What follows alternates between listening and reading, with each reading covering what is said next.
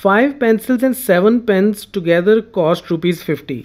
Okay, हमें ये बोला गया है कि अगर हम 5 पेंसिल्स परचेज़ करते हैं और 7 पेन्स परचेज़ करते हैं तो हमारी टोटल कॉस्ट कितनी बनती है? ₹50।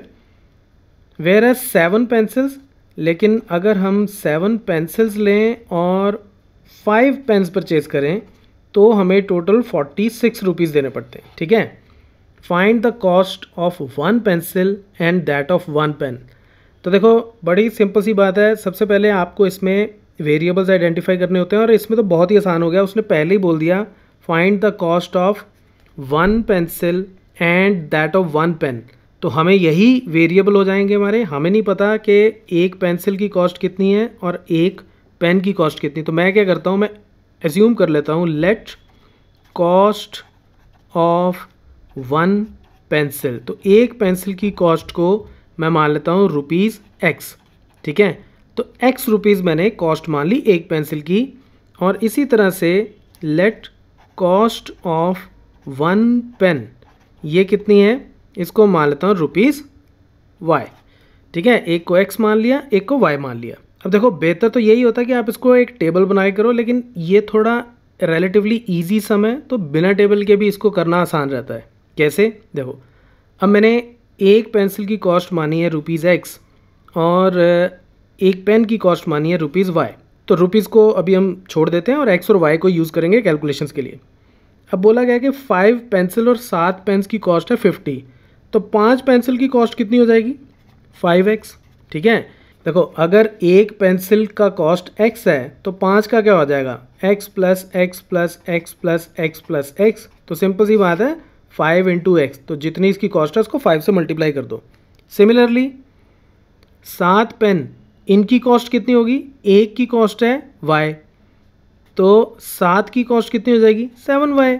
और हमें ये भी बोला गया है कि 5 पेंसिल की जितनी कॉस्ट है और 7 पेन्स की जितनी कॉस्ट है, ये टोटल कॉस्ट अगर हम मिला लें तो वो कितनी बनती है? ₹50। ठीक है, तो ये हो गई मेरी पहली इक्वेशन। सिमिलरली अब मैं 7 पेंसिल्स खरीदूँ तो यानी कि मैंने 7X दिए उसको, प्लस 5 पेन खरीदूँ तो मतलब मैंने 5Y दिए उसको, और इन दोनों को मिला के मैंने टोटल कितने पैसे दिए हैं उसको मैंने दिए ₹46 यानी कि ₹46। तो ये हो गई मेरी इक्वेशन नंबर 2। अब मुझे इनका एक कॉमन सोल्यूशन निकालना है, एक ऐसी X और Y की वैल्यू निकालनी है जो इन दोनों इक्वेशंस को सेटिस्फाई करती हो, लेकिन ग्राफिकली। तो ग्राफिकली निकालने के लिए इसकी मैं 2 सोल्यूशंस निकालूंगा कम से कम, और रिकमेंडेड कितनी है? 3। तो यहाँ पे मैं एक टेबल बना लेता हूँ पहली इक्वेशन के लिए। इसमें मुझे X और Y की वैल्यूज़ चाहिए। इक्वेशन क्या है? 5X, बाकी सबको मैं उधर ले जाता हूँ, 50 माइनस 7Y।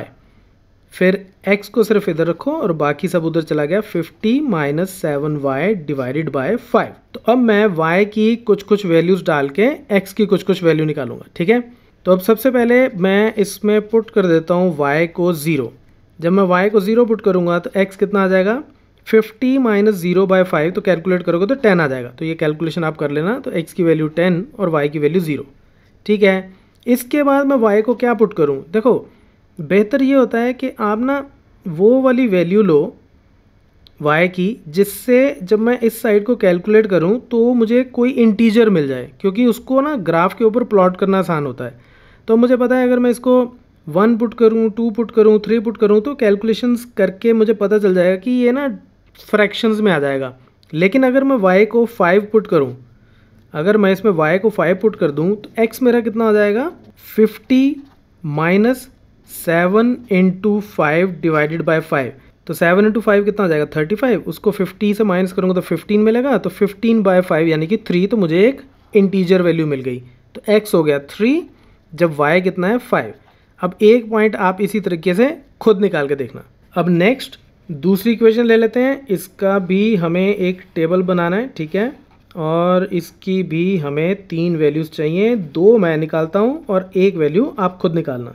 अब यहाँ पे 7x इज इक्वल टू कितना हो जाएगा? 46 माइनस 5y। तो 46 5y को मैं उधर ले गया, तो यहाँ से x मेरा कितना आ गया? सिर्फ मुझे x को इधर रखना है, 46 माइनस 5y डिवाइडेड बाय 7। देखो मैं बार बार हर ट्यूटोरियल में बताता हूँ कि यहाँ तो सिर्फ x को इधर रख लो या सिर्फ y को इधर रख लो, बाकी सब कुछ उधर ले जाओ, ठीक है। और उसके बाद इस साइड पे जो वेरिएबल है जैसे y है तो उसकी कुछ कुछ वैल्यू पुट करते जाओ। तो अब इसमें y की वैल्यू अगर मैं 0 पुट करता हूँ तो ये इंटीजर नहीं आएगा, तो आप थोड़ा सा इसको रफ वर्क में कैलकुलेट करके देख सकते हो और ये देखोगे कि अगर मैं y की वैल्यू 5 पुट कर दूँ, ठीक है, 5 पुट कर दूँ तो x कितना आ जाएगा 46 माइनस 5 इंटू 5 डिवाइडेड बाई 7 यानी कि 46 माइनस 25/7 और ये कितना आ जाएगा 21/7 विच इज़ इक्वल टू 3। तो मुझे एक इंटीजर वैल्यू मिल गई। देखो कोशिश करो कि इंटीजर वैल्यू मिले, अगर उसमें आपका ज़्यादा टाइम स्पेंड होता है तो इट्स ओके, आप इसमें y की वैल्यू 0, 1, 2 कुछ भी पुट कर दो और उसके अकॉर्डिंगली x की जो भी वैल्यू आए चाहे डेसिमल में आए आप उसको यूज़ कर लो।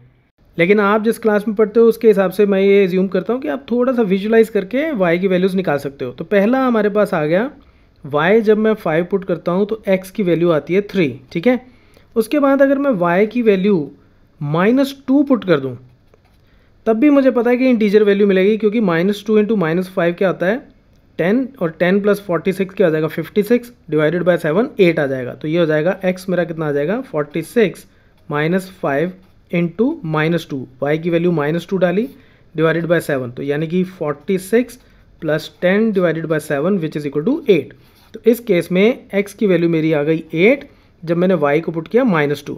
तो इट डजेंट मैटर कि आप इसको y को हमेशा 0, 1, 2 ही पुट करो, आप इसको कोई भी नंबर नेगेटिव में भी डाल के देख सकते हो, उससे भी आपकी x की जो वैल्यू आएगी आप उसके हिसाब से ग्राफ प्लॉट कर सकते हो। ओके, तो अब हम इसको यहाँ प्लॉट करते हैं।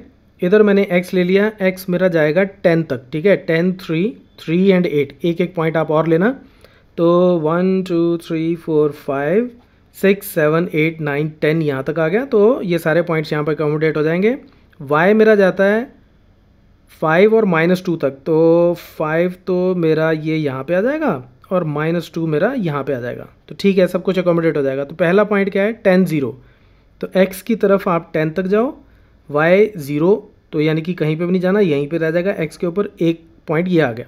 फिर 3 एंड 5, x 3 और y 5 स्टेप ऊपर, तो इधर x गया 3 तक और इधर y गया 5 तक। तो ये पॉइंट आ गया, 2 पॉइंट आ गया, मैं इनको ज्वाइन कर दूं तो ये मैंने लाइन ड्रॉ कर दी यहाँ पे। अब दूसरी 3, 5, तो 3, 5 तो पॉइंट फिर से यही आ गया, ये बाई चांस हो गया कि दोनों टेबल्स में सेम पॉइंट है मेरा।